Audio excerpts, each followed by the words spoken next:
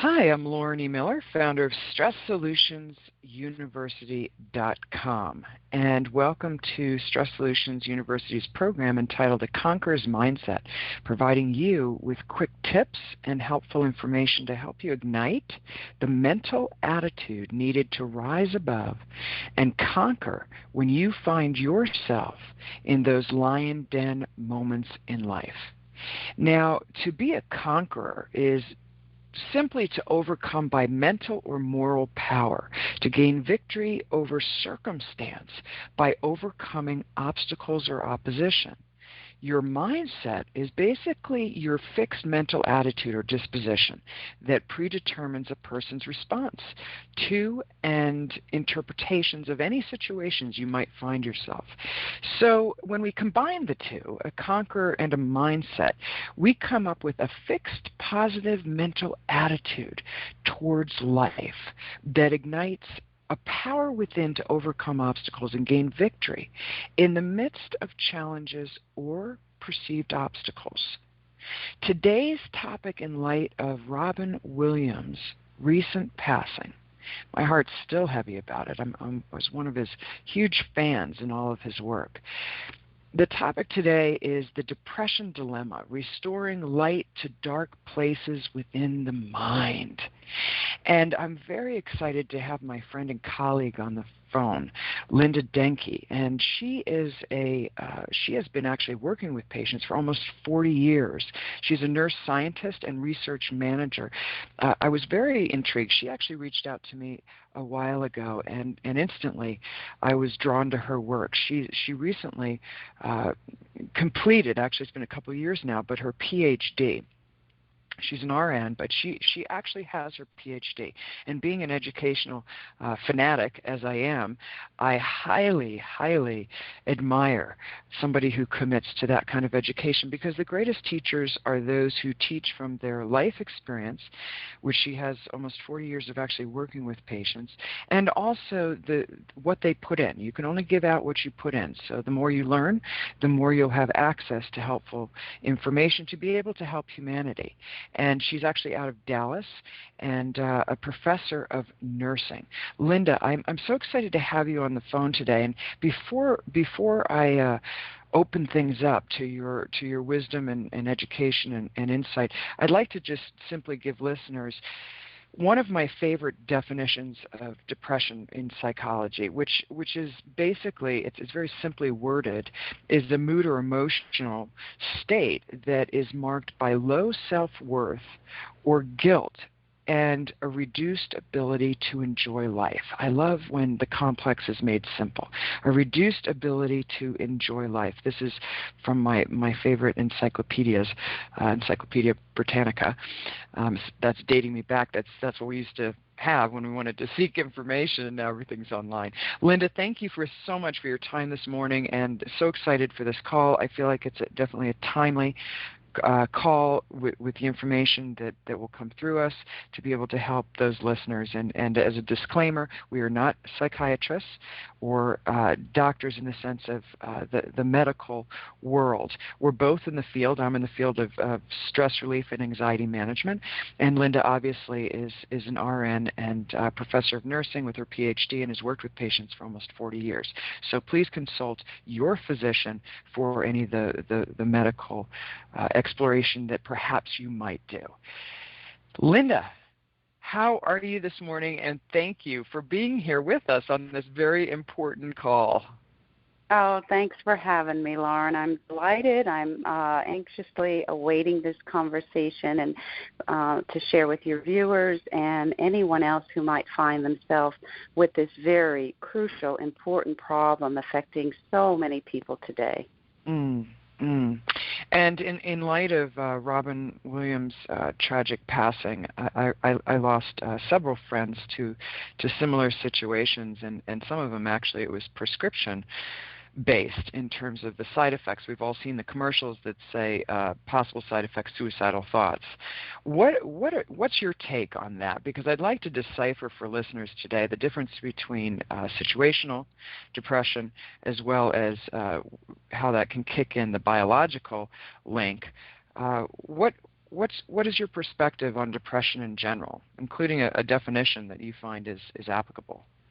Well, I'd like to say, first and foremost, depression is considered a mental illness, Lauren, and it's very costly and debilitating to sufferers because it affects our entire lives. Actually, simply, it affects the quality of life, as you had articulated earlier. It can adversely affect, and some of the new, most pressing evidence that it can affect the course and outcome of chronic conditions. So people who have arthritis, cardiovascular disease, think of cardiovascular disease in the whole realm of that, cancer, diabetes, obesity. It also affects in the quality of when and how we're able to work. So it affects absenteeism, short-term disability, and your entire life you just lose your ability to produce anything from a creative standpoint, from your work, and contribute to humanity as well as industry. So it's fascinating to me that there are exactly 1 in 10 of adults today report depression, and imagine because of the stigma and the lack of awareness and the understanding that so many people are not able nor are they willing. I mean, imagine when you're depressed, you're already collapsed in many ways. The ability to reach out and get help for themselves. See, that's the difference when you become so disabled that you're not able to help yourself. And this is why my work in caregiving and the support system, the social aspect of mental illness and illness, it's imperative that we become more supportive and look out for these signs. Alas, with Robin Williams, I'm sure looking back, because we often can have awareness looking back, that there were signs or there were probably a predisposition. Maybe there was a history. I don't know the circumstances, and again, I'm not a physician, but I suspect that there are many people that are grieved and of that incredible loss, not only personally, people close to him, which brings me to bereavement. If we're not bereaving and finding our way through the loss, a trauma, acts of terrorism, a loss of a job in this economy, and then imagine if you have a predisposition like probably someone like Robin Williams or many others do with a genetic and environmental biological predisposition, that's really a double hit. So those factors can contribute. So I always say that when we look at illness, it has to expand beyond the human that is looking and asking you for guidance through this illness. You have to look at their circumstances, their family, the genetics, the environment, the social support, etc. Those are what I call the biopsychosocial model of wellness.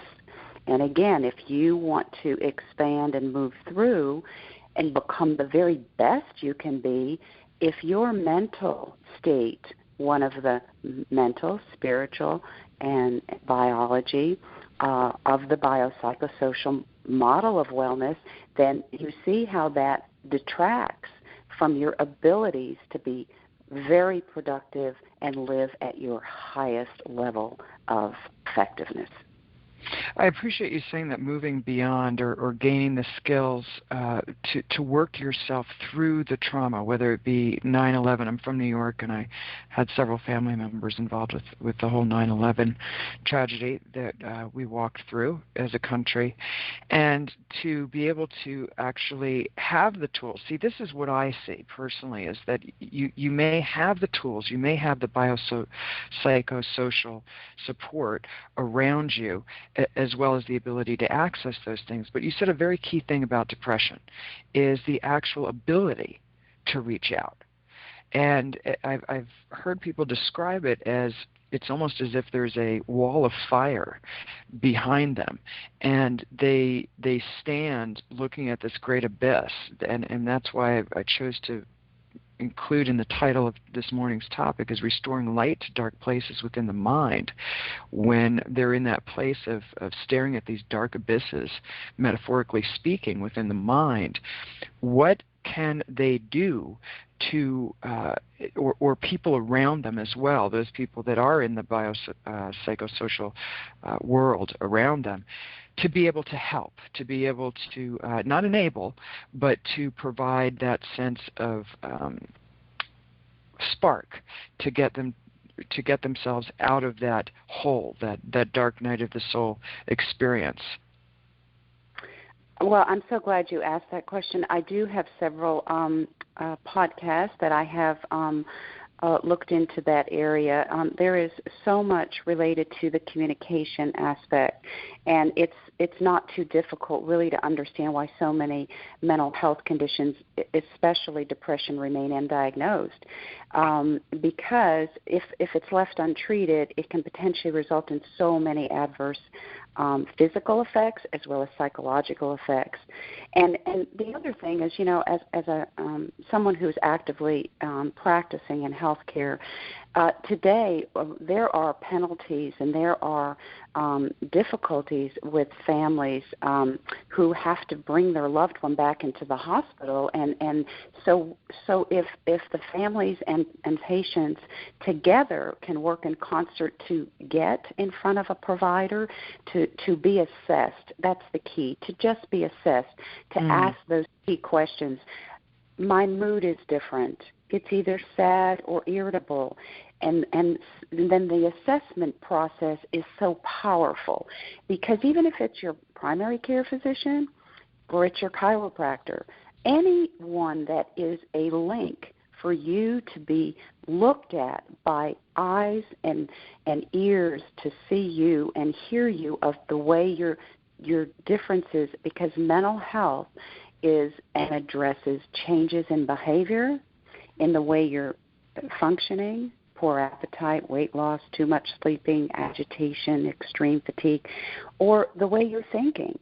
So not only are you collapsed, I call that the mood, but the thinking, ability to remember, concentrate. Now, the reason this is so important, Lauren, is because you have to rule out physiological problems. There is dementia in older patients, and, the ages in the middle age as we know it, or at least, my generation remembers the middle age is that period of time when you're moving into, thinking about leaving the workforce or changing careers.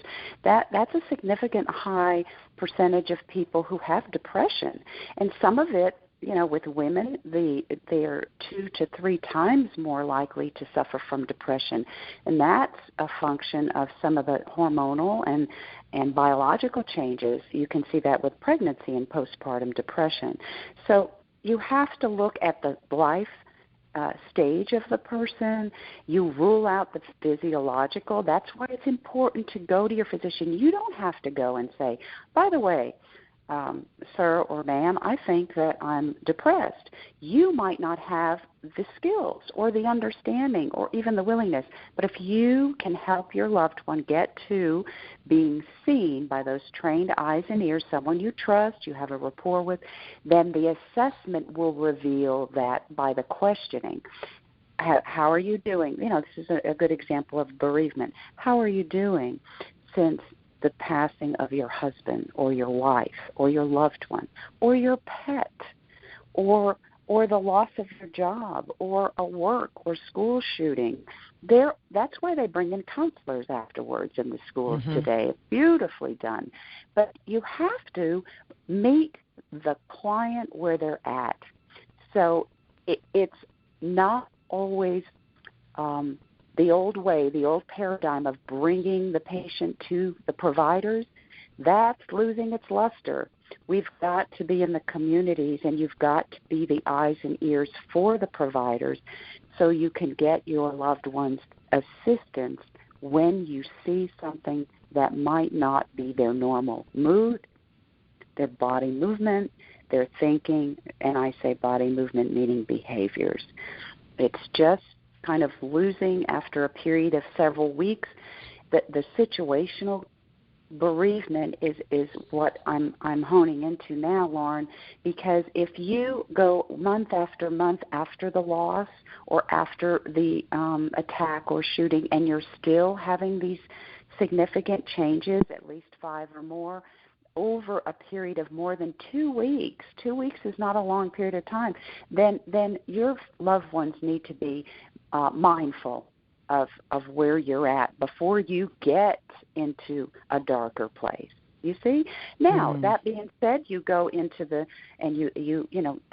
depression and mental illness is treatable, and it's cost effective to treat it. The medicines can be very good. They're very reasonably priced. There's many generics out today, and providers, even your GP or primary care physician, can prescribe medicines to stabilize you between the periods of when you might be able at time to look at being reevaluated, and then your physician and you can make decisions based on that. Now, that being said, there's a whole other realm of the biopsychosocial that you can use to support that process with, like I'm sure you well know, Lauren, the stress management. I mean, stress is a big trigger for depression. And especially if you've had a bereavement, or I call it a loss, or an attack, like I guess it's known as grief engendered by public tragedy. It's a fancy name for a terrorist attack, the Boston bombings, the et cetera, et cetera. And even if you're not immediately affected, there's many, even patients say they're just troubled and worried about things that might affect them. And that's kind of a predisposition, ruminating, exactly. Ruminating is very important to focus on and to flush out in the midst of situational grief or bereavement in order to avoid that flip into a biological pattern. And so that's why I truly appreciate the fact that you said more than 2 weeks. If you go more than 2 weeks and in that funk, to just be alert. Just watch the behavior and how important that is in order to take positive action steps toward restoration and restoring that sense of self-worth, safety, and connection, which are two of our basic needs beyond food, shelter, water. And so to be able to move into and creating the environment and get the necessary resources available. I have to say I'm a very positive person by nature, and when I went through advanced cancer and divorce at the same time, there was a time, several month period of time, when I refer to that as the dark night of the soul, where the diagnosis was not that good, and I had my 3 children, and going in the midst of, had already just gone through the divorce, I was thrown into this dark abyss, and that's why this topic this morning is very personal, because I've gone in and out. Now it was only a short period of time, a couple month period of time, and I regained the essential social support. But I like the reference to the biopsychosocial support needed in order to be able to move through successfully to the other side and regain my perspective of the situation, as well as implement self-care systems like addressing the negative rumination or wondering why things happen as they did, or my need to know how things will turn out to get to that, to regain my feet under the power in the present moment. Now, talking more about the social situation, and as you mentioned too, corporate stress is actually, one of the studies from the American Psychological Association, costs the industry $300 billion a year in absenteeism and illnesses and lack of focus, productivity within our industry, and that is a ton of money. So when you said that actually it's cost effective, you have no idea, and particularly in the corporate world, how cost effective it is to be able to implement self-care systems that can support that sense of self-worth on the job, and how essential that is. There's also transitional depression, as you said, that often involves job loss and that sense of lowering of the self-worth. It's definitely linked hand in hand. do you have any specific tips that you particularly have seen to be helpful for those people that are facing situational depression, as I went through when I went through two of life's top stressors, the advanced cancer and divorce? Lauren, thank you for asking that. I think that's one of the key roles of any one who has entered the nursing profession, because once the patient or the client leaves the outpatient or the physician's office or any of the providers' offices or hospital beds, they have to have strategies to be able to make some serious changes in their lives so that they don't end up being the cycle back in and the revolving door back into that hospital, that doctor's office. Number one, it's cost prohibitive today. So you cannot afford to, unless you want to live that kind of lifestyle, to go back in. Hospitals are scary places. There's all kinds of things. Oh, yeah. I hung out there for 5 years. Yes, and you've got to today. We've got to be able to empower patients and families. So, I guess back to your question is, anything that one thing that we like to do as nurses, we ask the individual, what works for you? We're not prescriptive by nature. We don't tell. We're not in that. We look at the patient and the family. We look at their resources, their understanding, and then we tailor a plan that we make suggestions. We have offerings. We might say, you've been in the corporate world. You have a high stress job. Maybe you need to take more time off. Do you have time available? Sometimes it's as simple as, what skills do you do to relax or to rejuvenate or to bring energy back? Are you an introvert or an extrovert? Well, maybe they might want to go to pursue counseling. Well, not everyone is open to counseling. So then the patient will tell you that. So skill sets such as stress management. What are you doing for fun? How often? Start keeping a diary. One of the things I like to do is some of my research, I allow patients access to giving us their story after their discharge. Tell me what you do. How does your life become better or not so good when you do certain activities, when your pain is worse? And we call those diaries or journaling, and those are very powerful instruments for patients to feel that they're contributing. I like to think, as we go forward in this nation, that the patient, it's not simply at the center of their care. The patient comes to the table. The patient is a stakeholder in their own wellness and their own health. And so the more they can bring to the table, the more likely we will have a healthier community and a healthier nation.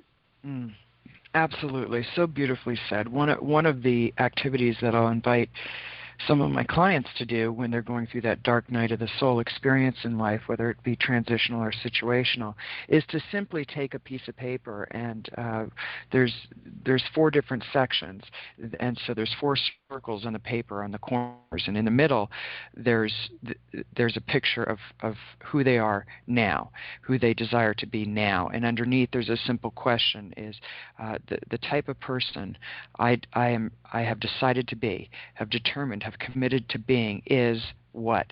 And that might change every week, but they simply write down 4 adjectives, 3 to 4 adjectives, whether it be confident, creative, peaceful, whatever they want for the specific focus to be for that day, for that week.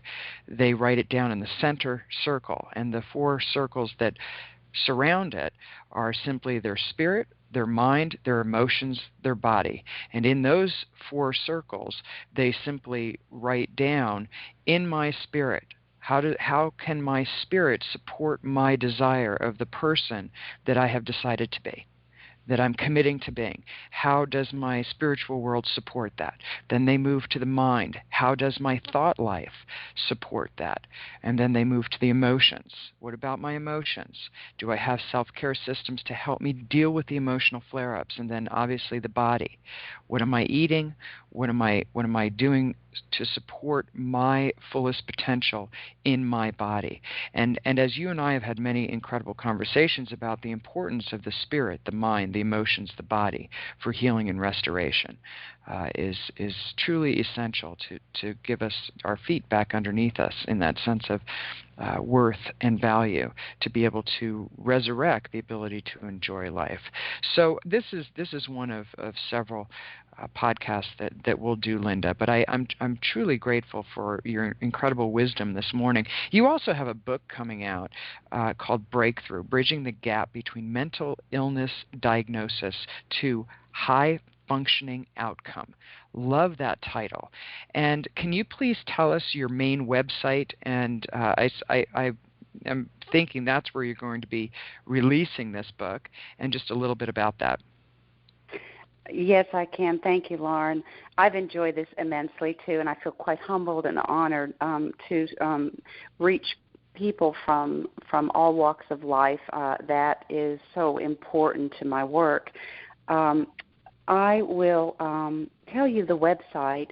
It's www.day1, one is the number one, mentalhealth.com, day1mentalhealth.com. And I also have a personal website if you choose to go to see what's going on and what might be coming, is lindadenke.com, about some more of my personal work.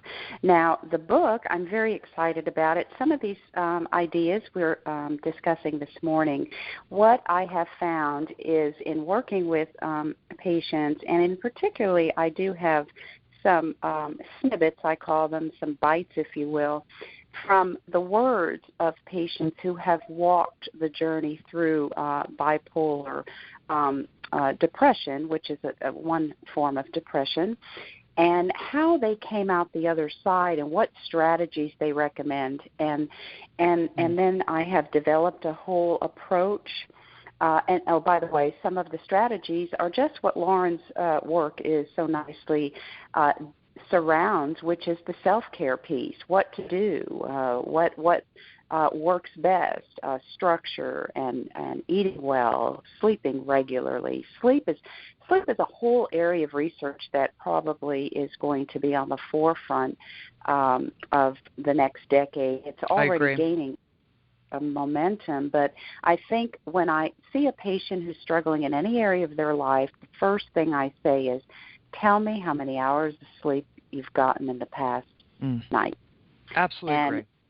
That is very telling. It's a simple assessment, but it can be crucial because you then ask and dig deeper into seeing what might be causing that. And then again, as you see, it plugs into the psycho, social, emotional, and spiritual realm. But one of the things that I do have in the book also, Lauren, is I have developed an approach. It's based on a business model, which we all know well. It's where you become, I call it the awareness, engagement, and it's called the found approach. Found, F-O-U-N-D, because you've now found a tool that works. So you become aware, you engage, you plan, and then you act. And a lot of this was centered around the early days of manufacturing. And if you remember, Dewey, this is I will say a subset and a modification of his model, but it was where they used it on the automotive plant.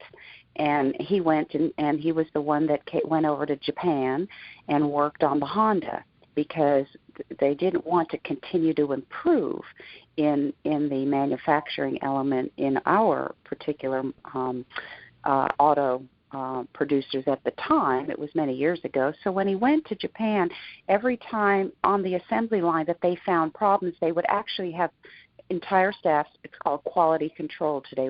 They would look for problems. identify them, and then say, where is this falling out? So this approach applies that same understanding to our personal lives. And when you are in this dark place, as Lauren said, this sometimes crisis, this rumination, or even the journey to sinking deeper, then you want to become aware of the immediate problem. Absolutely. It doesn't have to be something, that you have to do tomorrow. How am I going to go to work on Monday? Well, it's only Saturday morning. Saturday morning, what is your key element right now that you need to become aware of? So sometimes it's as simple as, I'm really tired. Or think about your basic physical body. Or do you need some sunlight? Sunlight is proven now. That's a whole new area of expertise. 20 minutes. Yes. And, before we were told, don't go out in the sun. So what did everybody do? Not go out in the sun. Now here we have patients that come to us. First thing we add to their list of lab is their vitamin D levels. And then we say, you need to get outside 20 minutes a day, just beautifully as you said. So, we can't do things in extreme. We have to use, and the approach helps you really dig deep, but not too deep. It focuses on the present. So you become aware. Then what you do is you engage. And when I talk about engagement, I'm talking about you do whatever you can, resources, time. You put your hand up. You tell your family, your loved one, whoever, that you need time. You're tired. You need time to rest.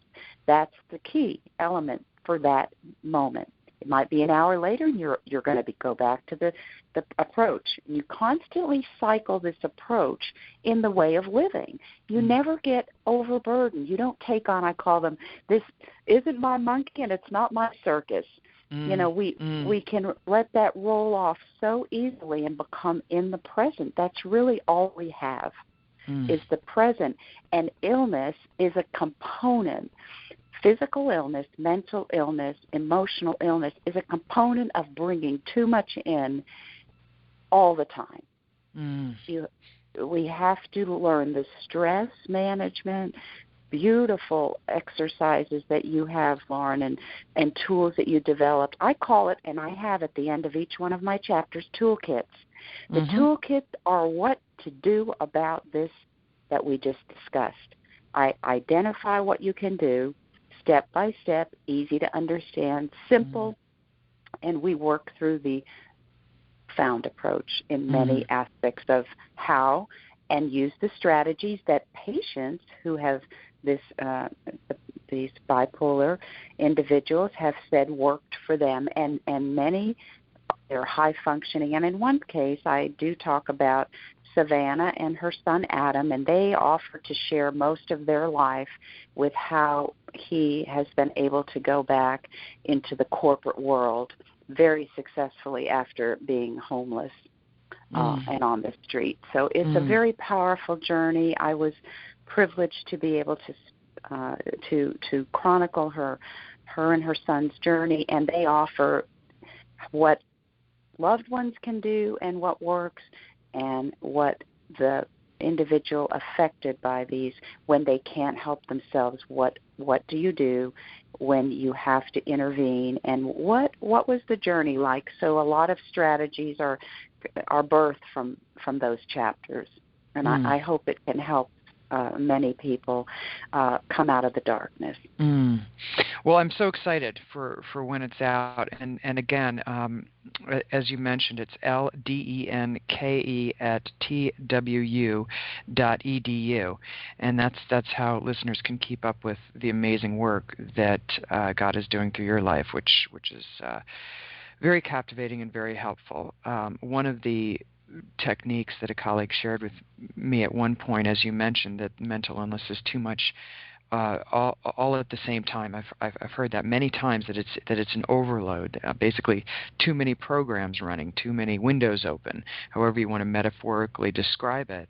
but basically our greatest sense of empowerment comes in how many action loops we can close in one day, rather than leaving them open and unfinished. Even if the action loop is, I will work on this project for the next 20 minutes, close it up till tomorrow, move on to the next activity, so that we don't experience that sense of overload and overwhelm, which blocks our ability to tune into creative solutions, as well as experience the joy in life that lies before us. So thank you so much for your time, Linda. We're out of time today, but we will definitely be doing follow-up podcasts together in order to bring awareness to many of the mental illnesses and outer and inner conflicts that rob us of that sense of fullness of life that I believe that we're gifted with the opportunity to embrace on a daily basis. It's just a matter of implementing the necessary self-care systems, whether that be biological as well as the mental, spiritual, emotional, and physical, to step into personal excellence on all levels. So, as I mentioned before, more information on Linda is Denke, Denke, at twu.edu. Another helpful resource would be laurenmiller.placeboeffect.com, Placebo effect.com. My main website is laurenemiller.com, and of course, this is brought to you by StressSolutionsUniversity.com, providing you with quick grab-and-go stress solutions, and in the midst of the lion den moments and animal planet moments of life. Enjoy your gift of life today, and enjoy exploring your possible solutions for personal excellence as you step forward. Take one action, positive action step forward today to move you back into your greatest strength that flows from the inside out. Linda, thank you so much for your time today, and I look forward to more. Oh, thanks so much, Lauren, and have a beautiful day. Thank you. Thank you. You too.